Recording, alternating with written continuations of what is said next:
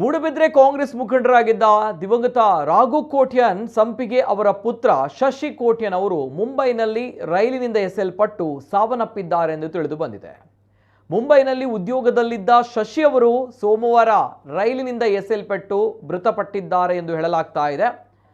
ಇನ್ನು ಈ ಸಾವಿನ ಬಗ್ಗೆ ಕೆಲವು ಸಂಶಯಗಳು ಕೂಡ ವ್ಯಕ್ತವಾಗಿದೆ. ಇನ್ನು ಕೋಟ್ಯಾನ್ ಅವರ ಸಂಬಂಧಿಕರು ಮುಂಬೈಗೆ ತೆರಳುತ್ತಾ ಇದ್ದು ಸದ್ಯ ವಿಚಾರ ಇನ್ನಷ್ಟೇ ತಿಳಿದು ಬರಬೇಕಾಗಿದೆ.